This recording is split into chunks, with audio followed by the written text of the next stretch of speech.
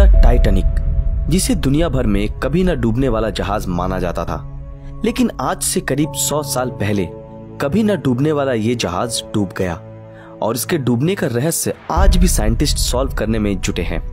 जहां 3 लोगों में से सिर्फ एक ही इंसान बच पाए थे, वहीं 1500 से ज्यादा लोगों ने इस दुर्घटना में अपनी जानें गंवाई। लेकिन इन सब मरे हुए लोगों में से सिर्फ 340 लाशों को ही बरामद किया जा सका। तो अब ये सवाल उठता है कि बाकी के 1160 लाशों का क्या हुआ। चलिए उससे पहले एक रीकैप देख लेते हैं।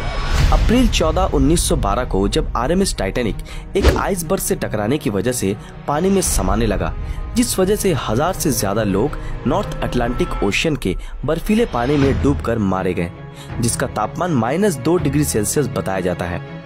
इतने लोगों के मारे जाने के पीछे जो सबसे अहम कारण बताया जाता है वो है टाइटैनिक पर लाइफ बोट्स की कमी। जहां टाइटैनिक के पैसेंजर कैपेसिटी के हिसाब से 60 लाइफ बोट्स होने चाहिए थे, वहीं टाइटैनिक पर सिर्फ 20 लाइफ बोट्स ही मौजूद थे। लेकिन इतने बड़े शिप पे लाइफ बोट की कमी हुई कैसे? जब टाइटैनिक अपनी यात्रा शुरू करने वाला था, तब टाइटैनिक के मालिक दल ने ये देखा कि अधिक लाइफ बोट की वजह से टाइटैनिक के डेक का लुक फीका फीका लग रहा है और इसी कारण उन्होंने लाइफ बोट्स को कम करने का फैसला किया। लेकिन किसे पता था कि टाइटैनिक को खूबसूरत दिखाने का ये निर्णय इतने सारे लोगों की जान ले लेगा। इससे बुरा और क्या हो सकता है कि शुरुआत में जिन लाइफ बोट्स को रिलीज किया गया उसमें आधे पैसेंजर्स भी ठीक से सवार नहीं थे, जिसमें अगर भर भर के लोगों को चढ़ाया जाता तो शायद और भी बहुत सारे मासूमों की जान बचाई जा सकती थी। इसके बावजूद भी उन डूब रहे यात्रियों को उस बर्फीले पानी में डूबने से बचाया जा सकता था अगर टाइटैनिक के पास से गुजर रहे दूसरे शिप्स ने टाइटैनिक से भेजे गए सिग्नल्स को देख पाते। लेकिन दुर्भाग्य से ऐसा हुआ नहीं, क्योंकि साइंटिस्ट ये बताते हैं कि इन सिग्नल्स को न देख पाने का कारण था लाइट रिफ्रैक्शन। और साइंटिस्ट ये भी बताते हैं कि यही घटना उस वक्त भी हुई थी जब टाइटैनिक आइसबर्ग से टकराने वाला था, जिस कारण टाइटैनिक के चालक उस आइसबर्ग को नहीं देख पाए और बहुत देर हो गई।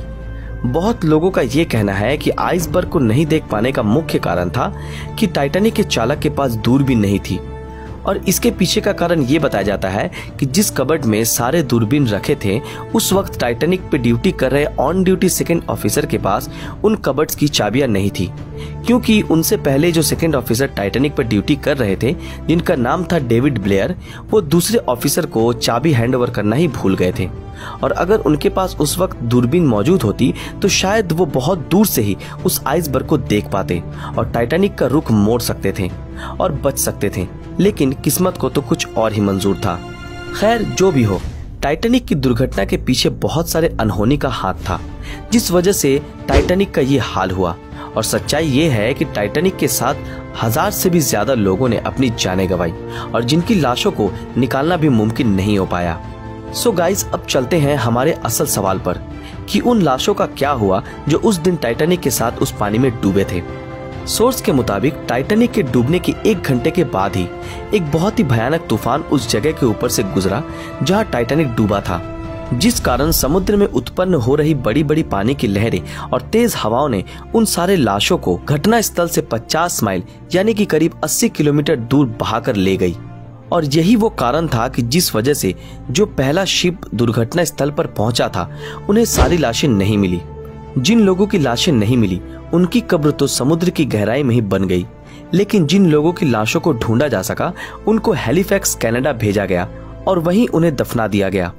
हमें अभी भी एग्जैक्ट लोकेशन का पता नहीं चल पाया है, लेकिन साइंटिस्ट अभी भी ये उम्मीद लगा रहे हैं कि वो उन लाशों को ढूंढने में कामयाब होंगे, जो हर वक्त टाइटैनिक को लेकर स्टडी कर रहे हैं और जो इसके पीछे की मिस्ट्री को सॉल्व करने में सालों से जुटे हैं। इस भयानक दुर्घटना में 1000 से ज्यादा लोगों ने अपनी जानें गंवाई, जिसके बारे में सोचने से भी आज हमारी आंखें नम हो जाती है। लेकिन अफसोस की बात तो ये है कि उस दिन उस दुर्घटना को टाला जा सकता था, लेकिन किस्मत का लिखा कौन पलट सकता है। दोस्तों, आज के लिए बस इतना ही। अगर आप भी टाइटैनिक से जुड़ी कुछ जानकारी जानते हैं तो हमारे साथ कमेंट सेक्शन में शेयर कर सकते हैं। अगर ये वीडियो आप लोगों को पसंद आया हो तो इस वीडियो को लाइक और ज्यादा से ज्यादा शेयर जरूर करें। नए वीडियोस को देखने के लिए सब्सक्राइब करें।